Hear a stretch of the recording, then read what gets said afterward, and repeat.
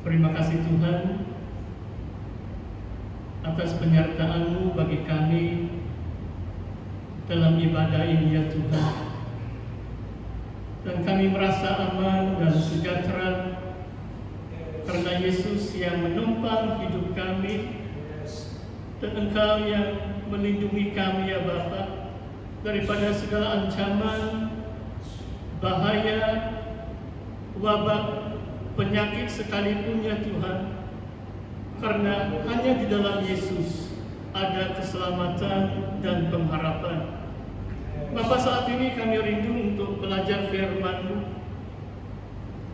Biarlah firman-Mu menjadi kekuatan dan penopang dalam hidup kami. Sesuai dengan tema pada pagi hari ini, panggilan Tuhan atas seorang individu. Biarlah setiap orang yang mendengar akan merasakan panggilan itu, supaya kami sesungguhnya melayani Engkau seturut dengan panggilan dan rencana Allah dalam hidup kami. Terima kasih ya Bapa, kami siap menerima firman-Mu. Di dalam nama Yesus kami mengucap syukur dan berdoa. Amin. Haleluya. Terima kasih kepada Deacon Ganing karena membawa kita dalam beberapa pujian, dan juga kepada unit multimedia. Dan pertama-tama saya ingin mengucapkan terima kasih kepada seluruh jemaah Indah Permai, khususnya kamu yang mendoakan saya dalam pelayanan mimbar, karena dalam minggu ini bukan juga kurang persiapan, cuma dalam 4 hari yang pertama saya sibuk mengurus satu buku baru. Nanti kalau Tuhan izinkan saya akan ceritakan sedikit. Namun demikian, saudara yang saya kasih dalam Tuhan, kita akan terus lihat dalam tajuk khotbah berdasarkan pembacaan kita masih dalam suratan Efesus, panggilan Tuhan atas seorang individu. Yang saya maksudkan di sini memang Rasul Paulus, dan saya mau kita belajar bersama dari suratan Efesus. Kita sudah sampai bab yang ketiga, dari ayat yang pertama bunyi firman Tuhan. Itulah sebabnya aku ini Paulus, orang yang dipenjarakan karena Kristus Yesus untuk kamu, orang yang tidak mengenal Allah. Memang kamu telah mendengar tentang tugas penyelenggaraan kasih karunia Allah yang dipercayakan kepadaku karena kamu, yaitu bagaimana rahasianya dinyatakan kepadaku dengan wahyu, seperti yang telah kutulis di atas dengan singkat.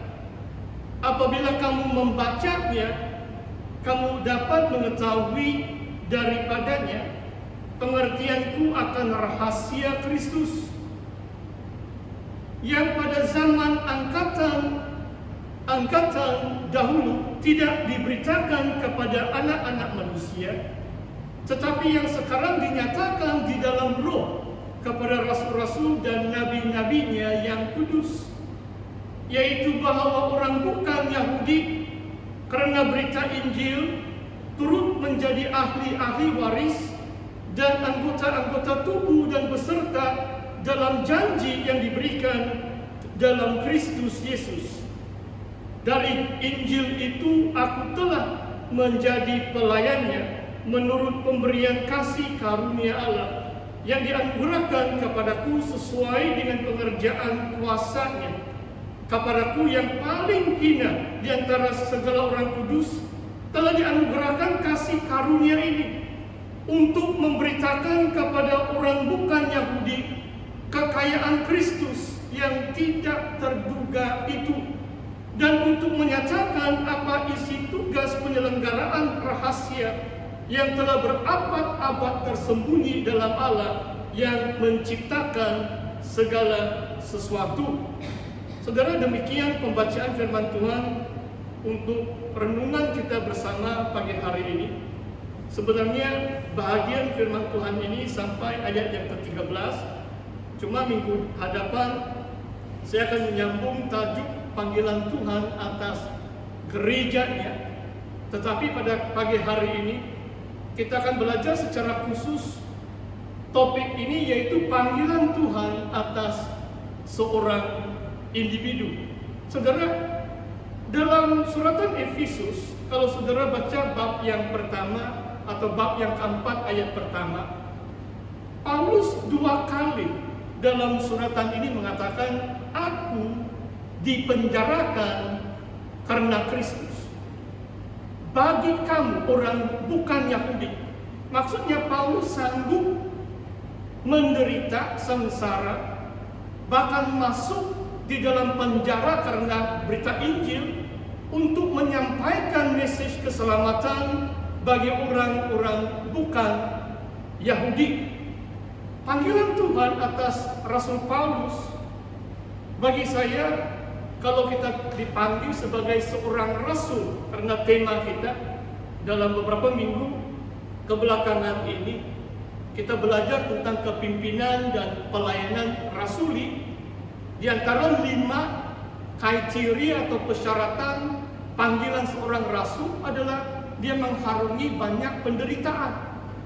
Syukurlah kalau kita tidak dipanggil sebagai rasul, kalau belum lagi sanggup untuk dipenjarakan karena Kristus. Saudara, saya percaya sama ada kita dipanggil sebagai rasul atau tidak, riwayat atau panggilan Tuhan atas Paulus memberi banyak pengajaran buat kita. Dan hari ini saya ingin kongsikan beberapa, dan saya mau mulakan kita lihat kehidupan Paulus sebelum panggilan Tuhan. Sebenarnya Paulus menulis 13 pucuk surat atau suratan. 13 suratan dalam kitab-kitab perjanjian Paulus ditulis oleh Rasul Paulus, dan diantaranya adalah kepada pribadi seperti Filemon, seperti Titus dan Timotius. Tetapi ada 7 suratan oleh Paulus ditujukan kepada jemaah atau sidang jemaah. Saudara, kalau kita lihat riwayat Paulus, dia banyak bersaksi dalam beberapa suratan, khususnya dalam Galatia bab yang pertama dan Filipi juga. Paulus ada menceritakan kehidupannya sebelum dia dipanggil oleh Tuhan menjadi rasul kepada orang bukan Yahudi. Saya mau jelaskan tentang nama Paulus. Kalau Paulus itu adalah nama Romawi atau Yunani, Paul in English.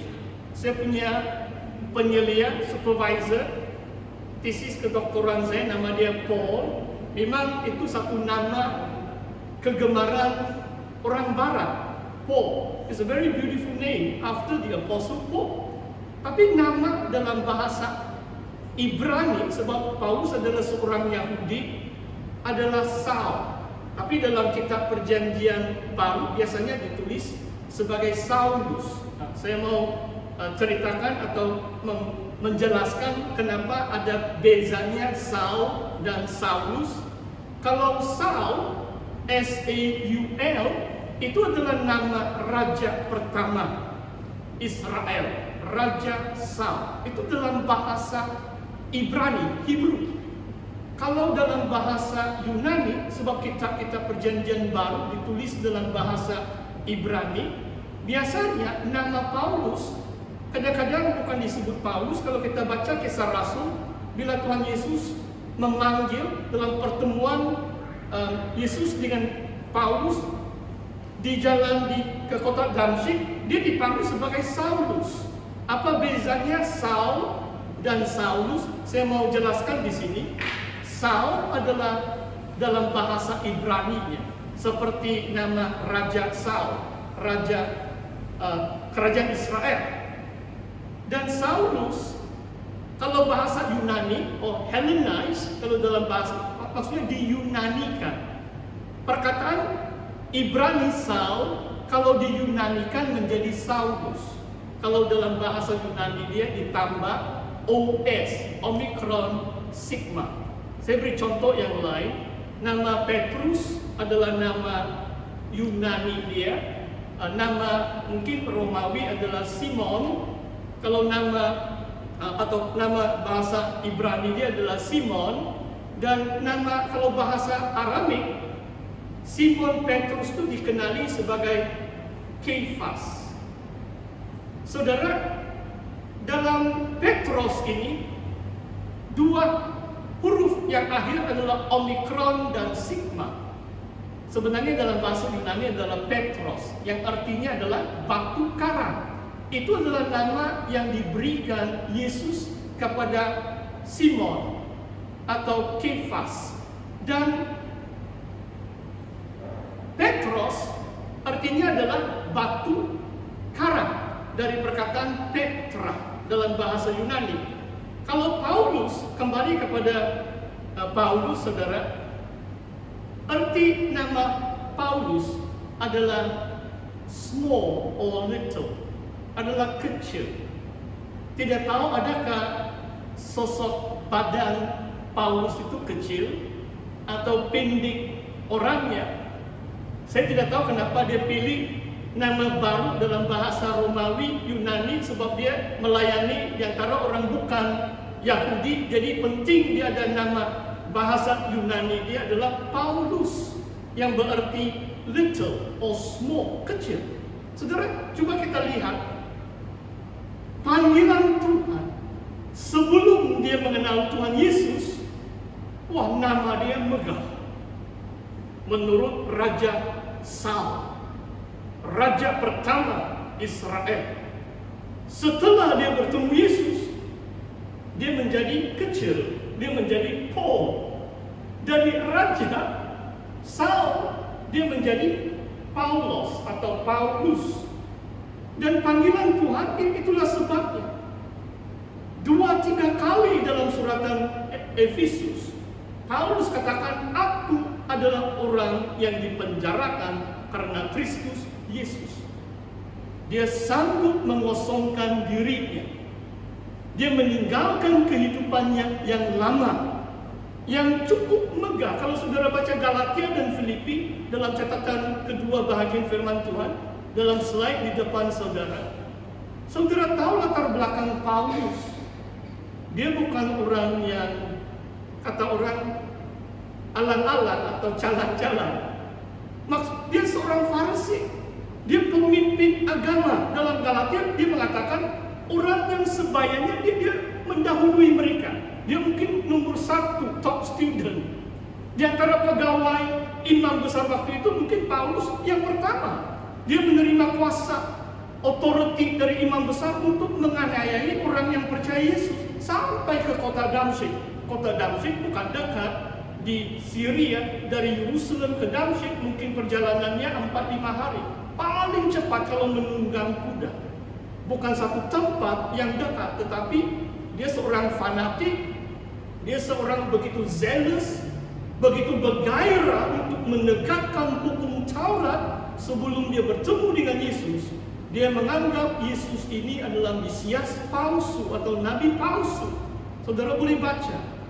Tetapi setelah dia bertemu dengan Yesus, dia sanggup, dia menjadi Paul, little, small. Daripada Raja Saul, dia menjadi seorang yang rendah hati melayani Tuhan dengan penuh pengorbanan. Saudara, saya mau membawa kita lihat hanya satu kisah saja dalam Kisah Para Rasul tentang panggilan Tuhan atas Paulus.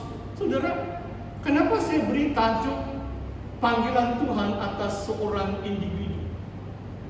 Memang kita bahas tentang Paulus, tetapi saya mendorong saudara, bila saudara mendengar firman Tuhan pagi hari ini, saudara akan menilai, saudara akan mendengar suara Roh Kudus tentang panggilan Tuhan atas saudara dan saudari sendiri. Panggilan Tuhan